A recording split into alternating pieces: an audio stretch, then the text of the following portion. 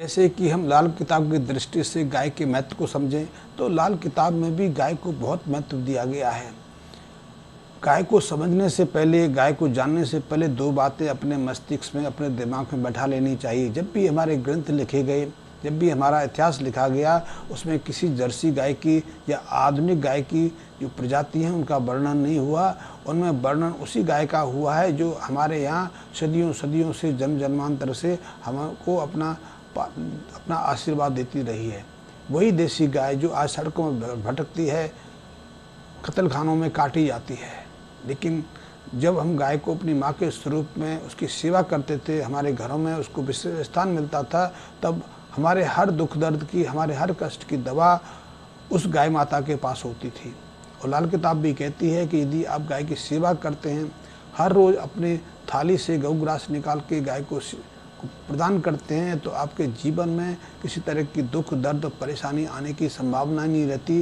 ज़िंदगी बहुत सहजता से गुजरती रहती है। आप व्यापार करते हैं, आप दुकान करते हैं, आप खेती बाड़ी करते हैं, किसी में भी आपको नुकसान उठाना नहीं पड़ता और आपके घर परिवार में हर तरह की समृद्धि बनी रहती है।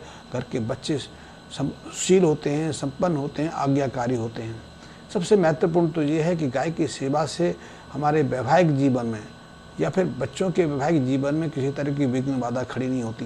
इसलिए लाल किताब कहती है कि यदि आपका सप्तम पहला स्थान, पहला भाव कितना भी सक्रिय हो, उसमें कितना भी शुभ ग्रह प्रबल बन के बैठा हो, जब तक आपका सातवां घर, जन्म कुंडली का सातवां स्थान जागृत नहीं हो जाता, तब तक आपका पहला जो घर है उसमें कोई भी ग्रह बैठा हुआ है वो सोया माना जाता है, निष्क्रिय माना जाता है, वो अपना प्रभाव दे ही नहीं पाता।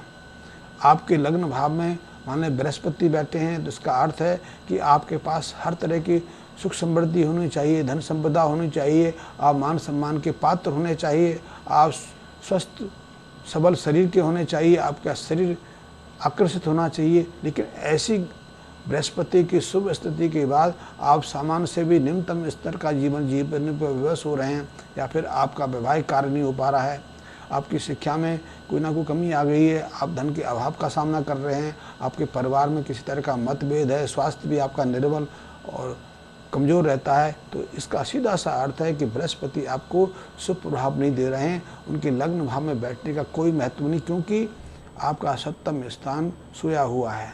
तो लाल किताब कहती है कि यदि सप्तम स्थान को आप जागृत कर लेते हैं, जगा देते हैं, उसको सक्रिय कर लेते हैं, तभी लग्न भाव में बैठे बृहस्पति अपना प्रभाव देना शुरू करते हैं। तो सातवें स्थान को जगाने की लाल किताब कहती है कि ऐसे जातकों को गाय की सेवा करनी चाहिए, अपने घर में गाय रखनी चाहिए, गाय की नियमित सेवा करनी चाहिए, या फिर साथ में घर को जगाने के लिए सरसों का तेल या तिल का तेल लेकर उसे लगातार 43 दिन तक उसकी धार जमीन पर डालनी चाहिए, या फिर काला सुरमा लेके 60 ग्राम काला सुरमा लेकर उसे ज़मीन में गड्ढा खोद के उसमें दबाना चाहिए। ये उपाय करने से सातवां स्थान जागृत हो जाता है।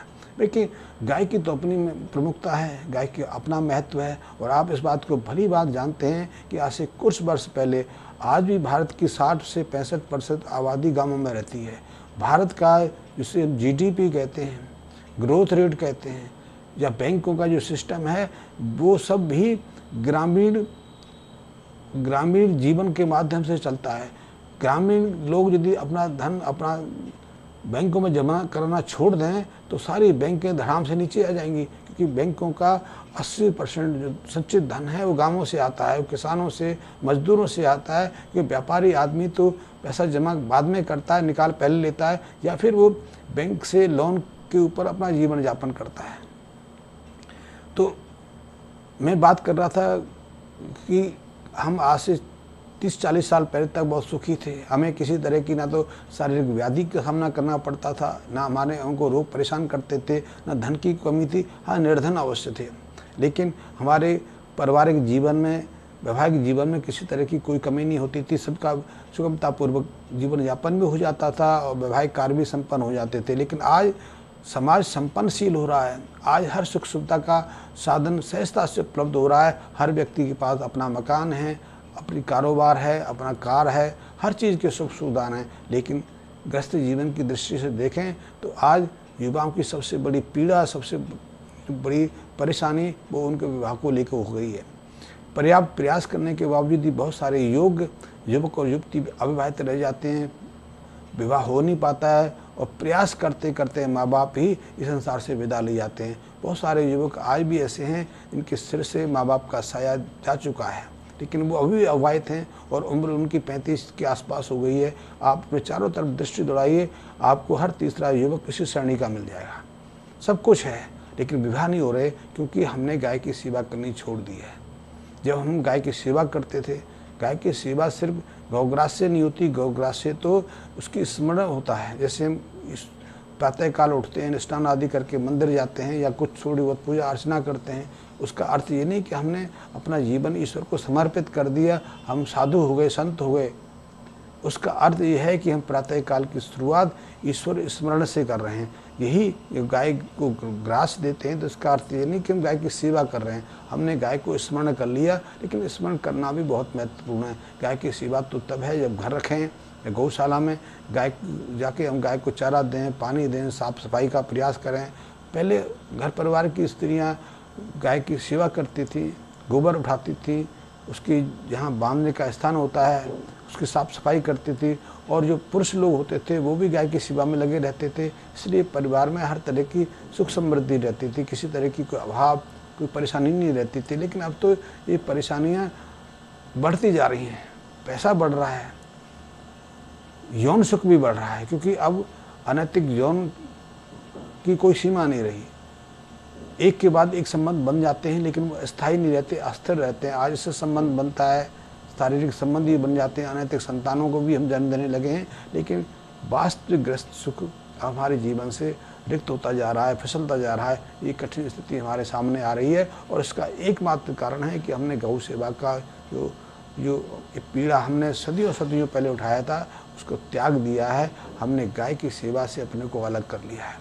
गाय की सेवा का अर्थ है गाय को सुरक्षित रखना, गाय को पूरी देखभाल करना, गाय की चारे का, सुरक्षा का पूरा उत्तरदायित्व अपने के ऊपर लेना है। गाय तो वैसे भी किसी बंधन के रह सकती थी, लेकिन हमने उसको पालतू बनाया। पालतू इसलिए नहीं बनाया कि हम उसे बांध के रखना चाहते थे, पालतू इसलिए बनाया कि वो हमारे परिवार की एक सदस्य बन गई। फिर पूरा उत्तरदायित्व, फिर उसके यदि वो हमारी इच्छा से जंगल जाए, जंगल में चर के आए, तो वो हमारे प्रयास से हम स्वतंत्रता पूर्वक जैसे अपने घर परिवार के बच्चों का पूरा ख्याल करते हैं। हम बच्चों से यदि वो घर से बाहर जाता है तो पूछते हैं, वापस आता तो पूछते हैं, लेट हो जाए तो चिंता रहती है। यदि वो भोजन ना करे, पानी ना पिए, यदि उसको विश्राम का समय ना मिले तो हम चिंतित हो जाते हैं। यही स्थिति हम गाय के साथ भी करते थे। हमने गाय को इसलिए पालतू नहीं बनाया कि हम उससे दूध लेना चाहते थे, हमने उसको सदस्य बनाया। हमने उसकी माँ के रूप में परवरिश की। गाय को ही नहीं, गाय के बच्चे को भी हमने परिवार का सदस्य माना। बैल को, नंदी को भी हमने अपने परिवार में एक विशेष स्थान दिया, और इसी से हमारा परिवार, हमारा समाज इतना समृद्ध, इतना संस्कारित और इतना पुरुषार्थिक बन पाया। आज तो हम धन में तो बहुत ऊंच जा रहे हैं। अब तो भारत सरकार भी कह रही है, हमारे कई विभाग भी कही जा रहे हैं कि भारत निकट भविष्य में तीसरी बड़ी इकोनॉमी बन जाएगा। इकोनॉमी तो बन जाएगा, लेकिन वो सुख शांति समृद्धि हमारे पास उपलब्ध नहीं रहेगी। इसको हम लेके चलते थे। आज हमारे पास धन होगा लेकिन समाज नहीं होगा, समाज में अविश्वास का अभाव होगा। हमारा जो व्यक्तिगत जीवन है, हमारी जो निजी ग्रस्त जीवन है, वो तो अस्त व्यस्त हो रहा है। हमारे बच्चे स्वेच्छाचारी हो रहे हैं, अनुशासन तोड़ के स्वच्छंद भ्रमण कर रहे हैं। हम बच्चों को पढ़ने भेजते हैं, बच्चे दूसरे कार्यों में लग जाते हैं, अपनी इच्छा के अनुसार जीवन साथी का चुनाव। खैर इसे तो आज लव कहते हैं, प्रेम करते हैं। हो सकता है ये बहुत लोगों की दृष्टि में प्रेम हो, क्योंकि ये प्रेम उस पर हावी हो गया है जो माँ 9 महीने अपने गर्भ में रख के बच्चे का संचरण करती थी, पालन पोषण करती थी, फिर 3 साल उसके लिए अपनी रात्रि का परित्याग कर देती थी, रात्रि का जागरण करती थी। वो स्वयं गीले में सोती थी, अपने बच्चे को सुखे में रखती थी। यदि उसको कोई तरह की परेशानी हो, तकलीफ हो, तो माँ पूरी रात जागकर उसकी परवरिश करती थी। वो प्रेम नहीं था, प्रेम तो ये है जो वासना का आकर्षण है। चलो मान लेते हैं, तो हमारे बच्चे स्वेच्छाचारी हो रहे हैं, बच्चे अपनी इच्छा के अनुसार जीवन साथी का चुनाव कर रहे हैं। 1 को करें, 3 को करें, 3 को छोड़ें, 4 और पकड़ लें, लिव इन रिलेशन में जाते हैं। लेकिन अब समस्या एक से भी आगे आने वाली है और आ भी रही है। वो पश्चिम की समस्या तो पिछले कई सौ सालों से है, लेकिन अब ये समस्या हमारे देश में भी शुरू हो गई है। वो समस्या है कि अविवाहित स्थिति में 15-16 साल की हमारी कन्याओं को, हमारी बेटियों को गर्भ धारण करना। 15-16 साल में हमारी बेटियां गर्भ धारण करने लगी हैं, और ये डॉक्टरों के लिए, अस्पतालों के लिए तो ये बहुत कमाई का जरिया बन गया है।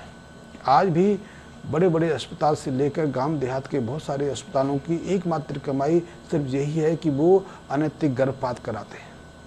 भारत में गर्भपात करना कोई बंदिश नहीं है, चोरी छिपे किसी भी जगह आप करा सकते हैं। पहले दाइयाँ कराती थी तो सरकार ने कई कानून बना दिए, लेकिन अब तो डॉक्टरों के पास लाइसेंस हैं, वो कर सकते हैं। ये समस्या बहुत तेज़ी से बढ़ रही है, और आने वाले कुछ वर्षों में आप देखेंगे कि हर तीसरी जो 15 साल से छोटे उम्र की लड़कियां हैं वो अनैतिक गर्भ धारण करके हमारा मुंह काला करेंगी, हमें कलंकित करेंगी। जैसे कि पश्चिम के लोग भारत में यूँ ही नहीं बा रहे हैं। वो एक ऐसी संस्कृति का विश्वास लेके आए हैं कि यहाँ तो ऐसा होता ही नहीं, लेकिन अब उनसे ज़्यादा तीव्र गति से हमारा हो रहा है। और ये सब कारण इसलिए हो रहा है कि हमने गाय की सेवा का त्याग कर दिया है। हम यदि आज भी गाय को अपना पुराना सम्मान दें, जो उसकी मान मर्यादा थी उसको पुनः स्थापित करें, तो निश्चित रूप से हमारे जो समाज का जो तंत्र है, जो स्थिर स्थायी तंत्र था, उसको फिर से हम संभाल सकते हैं। अन्यथा अस्त व्यस्त होगा। आप देखेंगे कि आज की स्थितियों से ज़्यादा बदतर स्थिति भविष्य में आने वाली है। हमारा सामाजिक जो तंत्र है, सामाजिक व्यवस्था है, वो तहस नहस होकर टूटने वाली है।